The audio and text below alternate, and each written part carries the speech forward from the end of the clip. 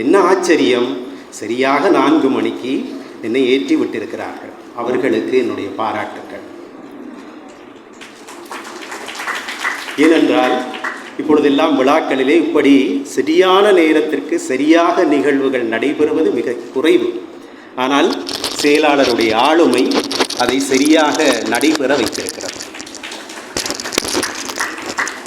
அப்படி என்றால் நானும் அழகுற எனக்கு தரப்பட்ட நேரத்திற்குள்ளே இந்த உரையை நிறைவு செய்ய வேண்டும் என்று நீங்கள் நினைத்துக் கொள்வீர்கள்.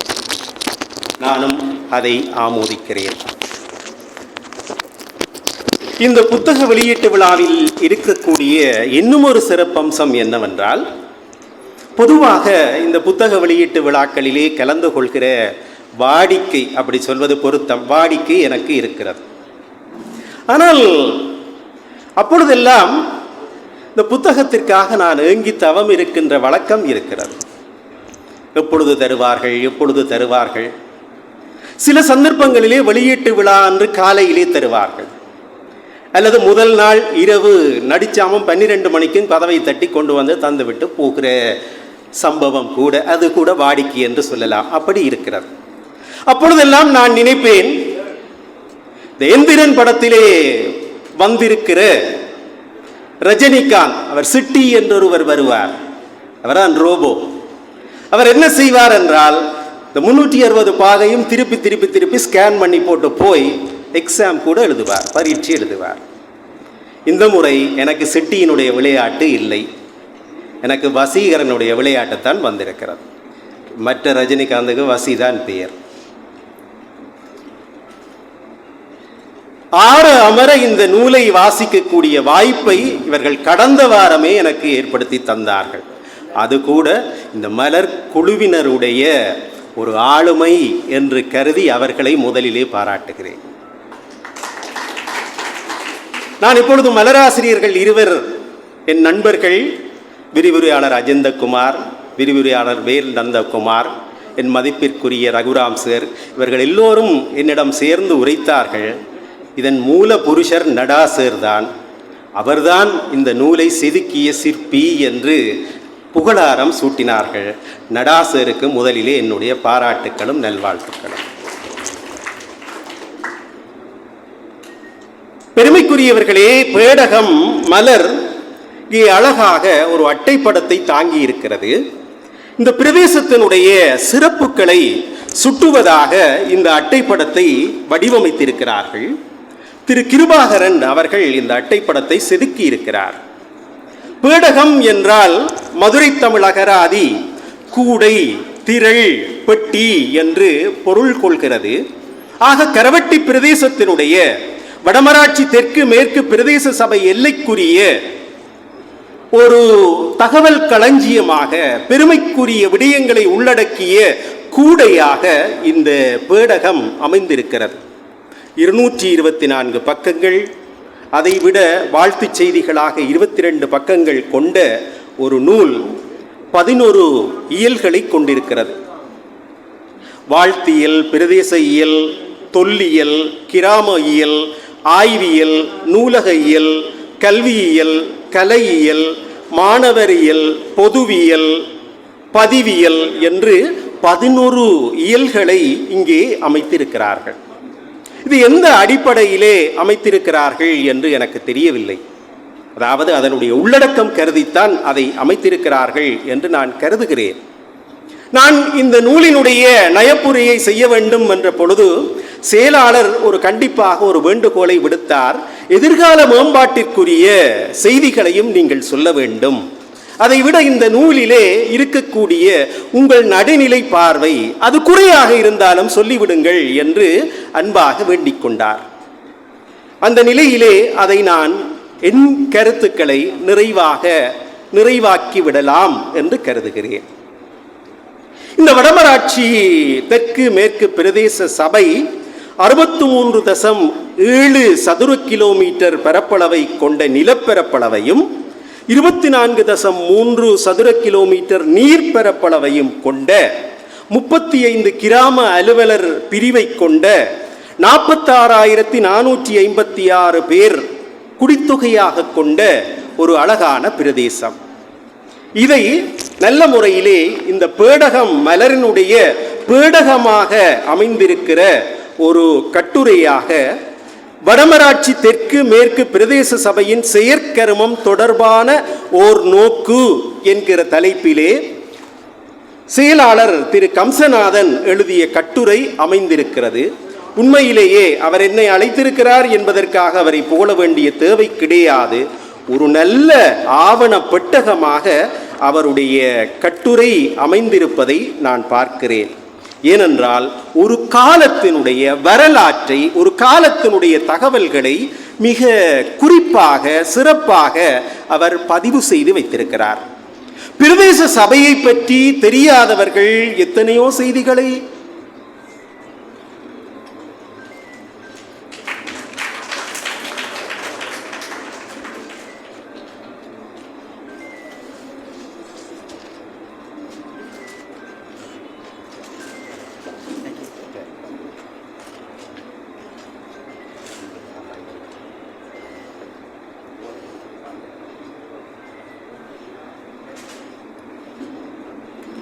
இந்த பிரதேச சபை எவ்வாறு வருமானங்களை ஈட்டிக் கொள்கிறது? ஆதன வரி ஊடாக, களியாட்ட வரி ஊடாக, முத்திர வரி ஊடாக, நீதிமன்ற தண்டப்படம் ஊடாக, சந்தியிலே நின்று மறைக்கிற போலீசுக்காரர், காவல்துறைக்காரர் எங்களிடம் காசு வசூல் செய்தால், அவர் வசூல் செய்தால் அது அவருக்கு போகும். ஆனால் நாங்கள் எங்கள் பணத்தை அந்த அவர் தருகிற தடகோல இருக்கிற அதற்காக கட்டினால் அது பிரதேச சபைக்கு வரும். இப்படியான செய்திகளை எல்லாம் எடுத்து சொல்லி எப்படியெல்லாம் இந்த பிரதேச சபை வருமானங்களை ஈட்டுகிறது என்று ஏறத்தாழ 15 வருவாய் துறைகளை இங்கே அடையாளப்படுத்தி இருக்கிறார். இந்த பிரதேச சபை எப்படியெல்லாம் வருவாய்களை ஈட்டுகிறது என்பதை தெளிவாக எடுத்து சொல்லி இருக்கிறார். இது எங்களுக்கும் ஒரு அறிவூட்டலை தருகிறது. ஒரு பிரதேச சபை சாதாரண பொதுமக்களுக்கு ஒரு அறிவூட்டலை தருகிறது. ஒரு பிரதேச சபை எவ்வாறு எல்லாம் வருமானங்களை ஈட்டிக்கொள்கிறது. அதை போல இந்த பிரதேசத்திலே இருக்கிற நூலகம், சனசமூக நிலையம், மயானம் இவற்றினுடைய பரப்பளவு என்ன, இதனுடைய அபிவிருத்தி நிலை என்ன, கடந்த காலங்களிலே எவ்வாறெல்லாம் இந்த வருவாய்கள் எந்தெந்த துறைகளிலே ஈட்டப்பட்டிருக்கின்றன என்று மிக அருமையான ஒரு ஆவணம், ஒரு பதிவு இங்கே செயலாளர் அவர்களால் மேற்கொள்ளப்பட்டிருக்கிறது. எனக்கு இதிலே பிடித்த இன்னும் ஒரு அம்சம், இதை நாங்கள் குறித்து வைத்துக் கொள்ள வேண்டும். இந்த நூல் வெளியிடப்படுகின்ற காலத்திலே, இந்த காலத்தை 2024ஆம் ஆண்டு ஐப்பசி மாதம் என்று குறித்திருக்கிறார்கள். அந்த காலத்திலே வெளியிடுவதற்காக ஏற்பாடு செய்திருக்கிறார்கள். இந்த காலத்திலே இந்த பிரதேசத்திலே 46,456 பேர் வாழ்ந்து கொண்டிருக்கிறார்கள். அவர்களுக்குள்ளே 9 பேர் இஸ்லாமிய சகோதரர்கள், 8 பேர் சிங்கள சகோதரர்கள். இதை குறித்து வைத்துக் கொள்ள வேண்டும். ஏனென்றால் காலம் மாறக்கூடியது, இந்த குடித்தொகை மாற்றமடையக்கூடியது. எனவே எங்களுடைய தொல்லியல் இருப்பிற்குரிய நிலைநிறுத்துகை, எங்கள் பாட்டன் இங்கே வாழ்ந்திருக்கிறார், நாங்கள் இந்த மண்ணினுடைய மூதாதையர்கள் என்று எதிர்கால சந்ததி எடுத்துச் சொல்வதற்கு இந்த புத்தகமும் ஒரு காலத்திலே ஒரு ஆவணமாக பயன்படும் என்று கருதி பல்வேறு தகவல்களை இங்கே தந்திருக்கிறார்கள். அதைத்தான் ஒரு சங்கிலி தொடர் போல தொல்லியல் என்று அடுத்து இந்த மலர்குழுவினர் அமைத்திருக்கிறார்கள். தொல்லியல் என்று மிகச்சிறப்பான ஒரு கட்டுரை, வடமராட்சியிலே இருக்கிற தொல்லியல் மையங்கள், அவற்றினுடைய எதிர்காலம், இது பற்றி எழுதக்கூடிய தகைமை வாய்ந்த பெருந்தகை செல்லையா கிருஷ்ணராஜா வாழ்நாள் பேராசிரியர் அவர்கள், வரலாற்றுத்துறை சார்ந்தவர், ஒரு சிறப்பான கட்டுரையை தருகிறார். சாதாரண மக்கள் விளங்கும்படியாக தொல்லியல் என்றால் என்ன என்று சொல்லி, வடமராட்சியிலே தொல்லியல் ஆய்வுகள் எவ்வாறு தொடங்கின என்று சொல்லி, மிக குறிப்பாக இங்கே இருக்கிற மாயக்கை, மாயக்குகை என்பதுதான் மாயக்கை என்று வந்திருக்கிறது. வரலாற்றுக்கு முற்பட்ட கால தொல்பொருள் களஞ்சியமாக மாயக்கையை அடையாளப்படுத்தியும், வல்லிபுரமும் பொற்சாசன பண்பாட்டு நிறுவனங்களும் அப்படி ஒரு செய்தியையும், நாகர்கோயிலும் வாணிபம் சார்ந்த தொல்பொருள்களும், தொண்டமானாற்று பள்ளத்தாக்கில் தொல்லியல் மையங்கள், உடுப்பிட்டி பிராந்தியமும் தொல்பொருட்களும், சோழர்கால குடியிருப்புகளும் அவற்றின் முக்கியத்துவமும், இன்பருட்டியில் பல்லவர்களது பண்பாட்டு எச்சங்கள் என்று இந்த வடமராட்சி மண் எப்படியான தொல்லியல் மூலாதாரங்களை கொண்டு விளங்குகிறது என்பதை பேராசிரியர் கிருஷ்ணராஜா மிக அழகாக இந்த கட்டுரையிலே பதிவு செய்து வைத்திருக்கிறார்.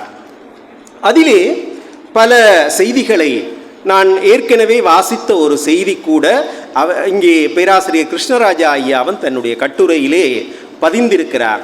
இந்த வல்லிபுரக் கோவிலிலே சக்கரத்தை வழிபாடு செய்கிற வழக்கம் இருக்கிறது. இது எப்படி சக்கரத்தை வழிபாடு செய்கிற வழக்கம் வந்தது என்றால், ஈழத்திலே முருக வழிபாடு என்று வேல் வழிபாடு முதன்மை பெறுகிறது.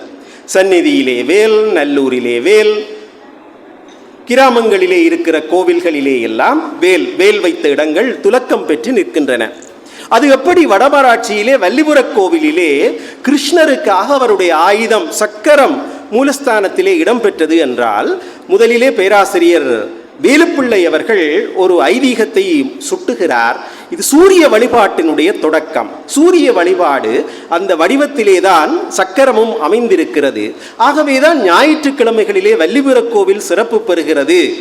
அதை இங்கே வழிமொழிந்து சுட்டிக்காட்டி சன் டிஸ்க் வர்ஷிப் என்று சொல்லி அதை சுட்டி, அந்த சூரிய வழிபாடு தான் ஒரு காலத்திலே வல்லிபுரத்திலே ஒரு வழிபாட்டினுடைய மாற்றம் பெற்ற ஒரு நிலைக்கு வந்திருக்கலாம் என்று ஒரு வரலாற்று சாட்சியத்தை இங்கே எடுத்தாள்கிறார். அது மாத்திரமல்ல, ஒரு காலத்திலே தமிழ் பௌத்தர்கள் இந்த மண்ணிலே வாழ்ந்திருக்கிறார்கள். அப்படிப்பட்ட தமிழ் பௌத்தர்களுடைய தளமாக கூட வல்லிபுரம் இருந்திருக்கலாம் என்கிற செய்தியை சொல்லி, அங்கே கண்டறியப்பட்ட புத்தர் சிலை, அமராவதி கலைமரபிலே வந்த புத்தர் சிலை இப்பொழுதும் கூட தாய்லாந்து அரும்பொருள் காட்சியகத்திலே இருக்கிற செய்தியை சொல்லி, தமிழ் பௌத்தர்களுடைய செய்தியை இங்கே சுட்டி இருக்கின்ற ஒரு தன்மையை கூட பார்க்கிறோம்.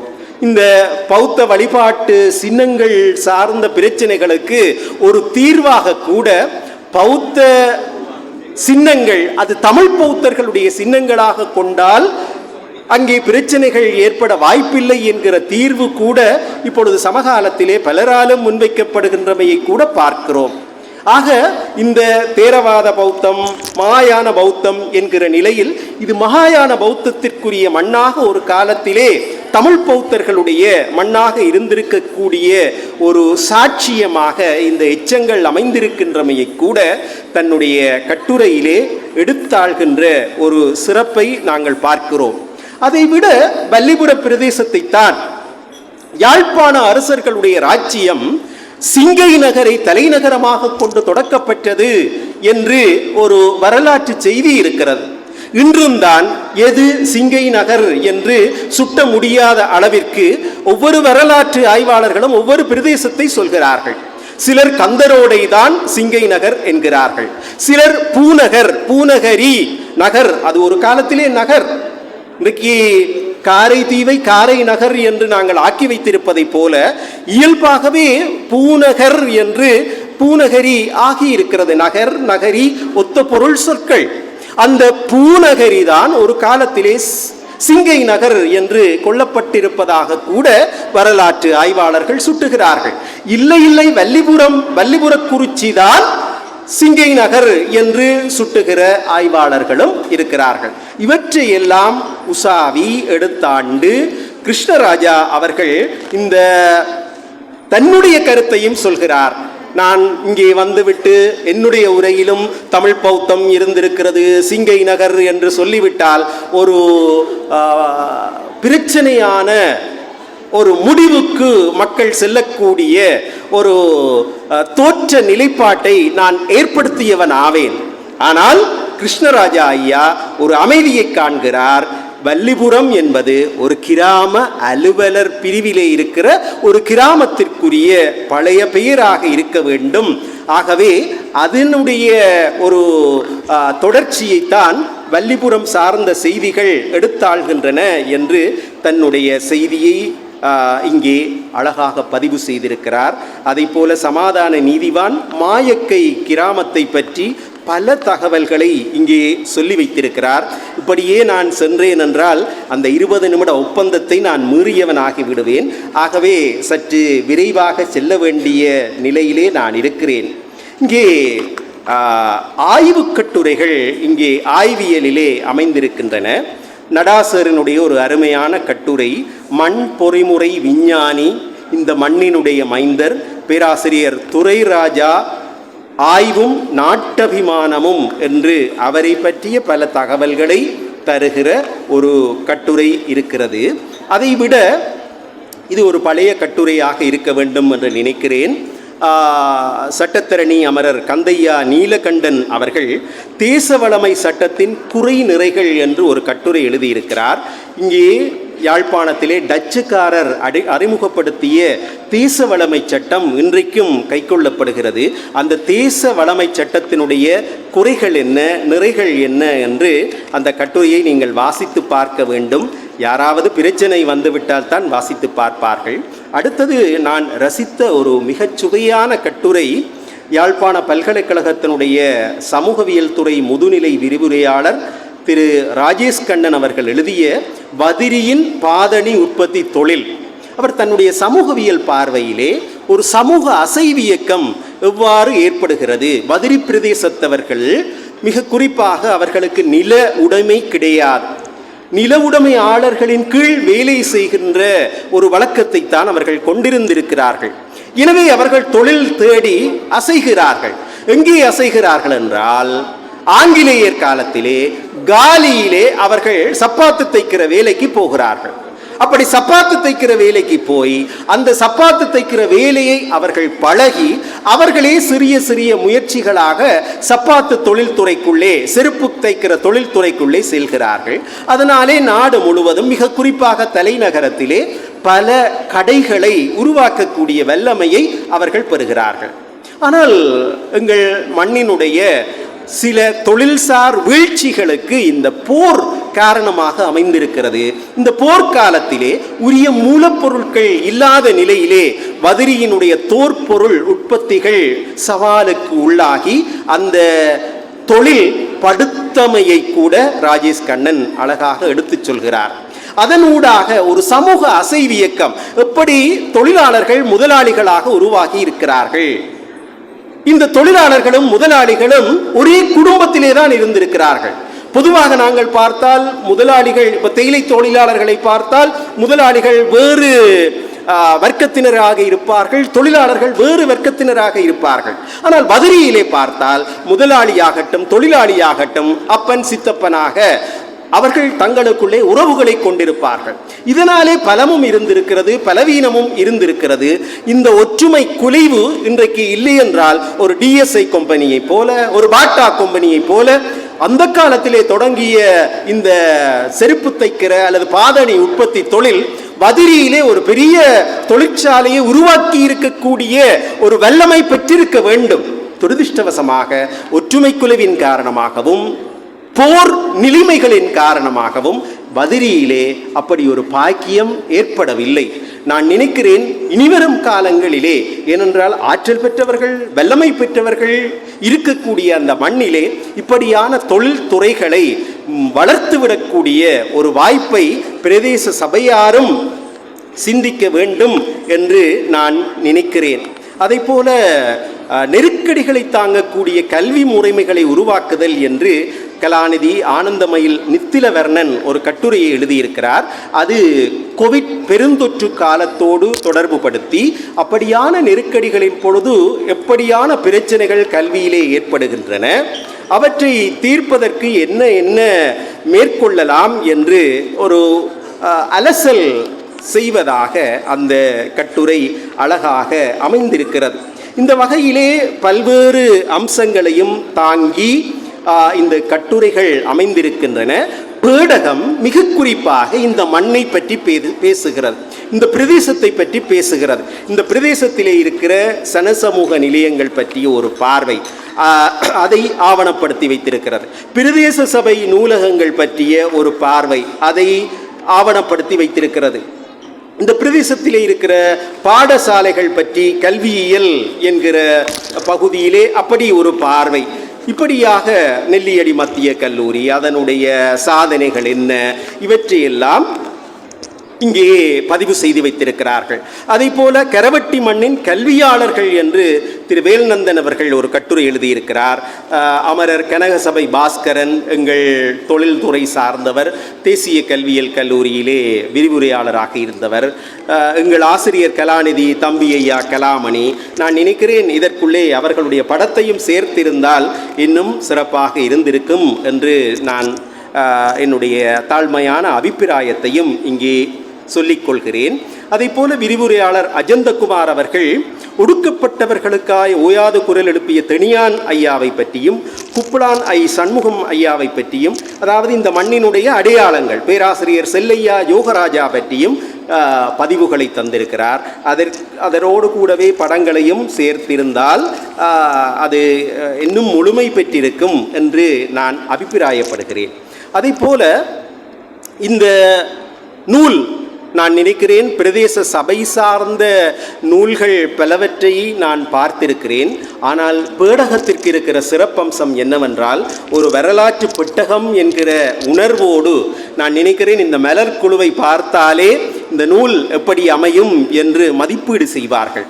அப்படி காத்திரமான பெருந்தகைகள் இங்கே அலங்கரிக்கிற மலர்குழு, அதன் பொறுப்புணர்ந்து செயற்படக்கூடிய மிக மூத்த தமிழாசான் எங்கள் நடாசர் இவர்களுடைய வழிகாட்டலிலே இந்த பேடகம் மிகச்சிறப்பாக மலர்ச்சி பெற்றிருக்கிறது.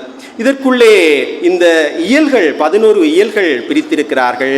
வாழ்த்தியல், பிரதேச இயல், தொல்லியல், கிராம இயல், ஆய்வியல். இந்த ஆய்வியல் என்று அந்த அம்சத்திற்குள்ளே கட்டுரையாளர்கள் கொடுத்தாலும் அவர்கள் உள்ளடக்கியிருப்பார்கள் என்று நான் நினைக்கிறேன். பொதுவாக ஆய்வுக் கட்டுரைகள் என்றால் திறவுச் சொற்களை எதிர்பார்ப்பார்கள். ஆய்வுக் கட்டுரைகள் என்றால் அதற்கு அடிக்குறிப்புகள் இருக்க வேண்டும் என்று எதிர்பார்ப்பார்கள். அதையும் உள்ளடக்கி ஆய்வியல் என்று அமைத்திருந்தால் அது அழகு பெற்றிருக்கும் என்று நான் நினைக்கிறேன். அதைவிட தமிழிலக்கிய வரலாறு, உயர்தர மாணவர்கள் எல்லோரும் படிக்கிற தமிழிலக்கிய வரலாறு, பேராசிரியர் செல்வநாயகம் எழுதிய தமிழிலக்கிய வரலாறு. அவர் காலப்பகுப்பு மேற்கொள்கிற பொழுது சங்ககாலம், சங்கமருவிய காலம், பல்லவர் காலம், சோழர் காலம், நாயக்கர் காலம் என்று இப்படித்தான் காலங்களை குறிப்பார். அது எவ்வாறு அமைந்திருக்கிறது என்றால், அரச ஆட்சியாளர்கள் யாரோ அவர்களை சோழர்கள் ஆண்டால் சோழர் காலம், பல்லவர்கள் ஆண்டால் பல்லவர் காலம் என்று அதை அடையாளப்படுத்துவார்கள். அந்த கால பகுப்பிற்கு அதற்கு ஒரு நியாயத்தை கற்பிப்பார்கள். ஆனால் அப்படி என்றால் எப்படி சங்ககாலம் என்று வந்தது, முடியுடை மூவேந்தர் காலம் என்றல்லவா வந்திருக்க வேண்டும் என்று பின்வந்த ஆய்வாளர்கள் அதற்கு திருத்தம் சொல்வார்கள். 20ஆம் நூற்றாண்டு என்று எப்படி அவர் அமைக்கலாம், மக்களாட்சி காலம் என்றல்லவா அமைத்திருக்க வேண்டும் என்று பின்வந்த ஆய்வாளர்கள் அதற்கு திருத்தம் சொல்வார்கள். அதை போல இங்கே கூட ஆய்வியல், கல்வியியல், கலையியல் என்று ஒவ்வொரு பிரிப்புகள் இருக்கின்றன. அந்த பிரிப்புகள் உள்ளடக்கம் சார்ந்து அமைந்திருக்கின்றன என்று கருதி கொண்டால் பிரதேச இயல், ஆய்வியல், பிரதேச இயலிலே இருக்கின்ற செய்திகள் ஆய்வு சார்ந்தன அல்லவா, அப்படி சிந்திக்க தூண்டுகிறது. எது எவ்வாறு என்றாலும் ஒரு 11 இயல்கள் இங்கே அழகுற அமைக்கப்பட்டிருக்கின்றன. இந்த 11 இயல்களுக்குள்ளே 11 பழங்கள் போல பெறுமதியான செய்திகள் இந்த பேடகம் என்கின்ற கூடைக்குள்ளே கட்டமைக்கப்பட்டிருக்கின்றன. அந்த வகையில் காலத்தால் பெருமதி மிக்க ஒரு நூலை இன்றைக்கு இந்த வடமராட்சி தெற்கு மேற்கு பிரதேச சபை வெளிக்கொணர்கிறது என்று பெருமை கொள்ளலாம். அது செயலாளர் தலைமையிலே நடைபெறுகிறது என்று பெருமை கொள்ளலாம். துணைவேந்தரால் வெளியிடப்பட்டிருக்கிறது என்று பெருமை கொள்ளலாம். இந்த மலர் குழுவினர், ஆன்றமைந்த பெரியோர்கள் இதிலே பங்களித்து உழைத்திருக்கிறார்கள் என்று பெருமை கொள்ளலாம். அந்த வகையில் எங்கள் நடாசர் சொன்னதை போல எங்கள் வீட்டு நூலகத்திலே இந்த பேடகம் எங்கள் சொத்தாக அமைய வேண்டும். 150 புத்தகங்கள் தான் அடித்தோம் என்று செயலாளர் சொன்னதாக எனக்கு ஞாபகம். அப்படி என்றால் எல்லோருடைய வீடுகளிலும் இந்த பேடகம் அலங்கரிக்குமோ யான் அறியேன். ஆனால் நூலகம் என்கிற பெயரிலே எங்களிடம் ஒரு சொத்து இருக்கிறது. நூலகம்.org என்று ஒரு இணையதளம் கூட இருக்கிறது. யாழ்ப்பாணம் நூலகம் 97,000 நூல்களோடு அது சாம்பலாகியது. அதையும் தாண்டி இன்றைக்கு 1,00,000க்கும் மேற்பட்ட நூல்களால் நூலகம் இணையதளம் எங்கள் மத்தியிலே உலா வருகிறது. இந்த நூலகம் இணையதளத்திலே பேடகம் ஏற்றப்பட வேண்டும். அப்படி ஏற்றினால் எல்லோர் வீடுகளிலும், இங்கு மாத்திரமல்ல ஆஸ்திரேலியாவிலும் அமெரிக்காவிலும் பேடகம் வாசிக்கப்படும் என்கிற பெருமையை சொல்லி இந்த வாய்ப்பிற்கு நன்றி கூறி, என்னுடைய நேரத்திலே நான் நினைக்கிறேன் ஒரு 2-3 நிமிடங்கள் தாண்டிவிட்டேன். அதற்காக மன்னிப்பும் கோரி இந்த வாய்ப்பிற்கு நன்றி கூறி விடை கொள்கிறேன். நன்றி, வணக்கம்.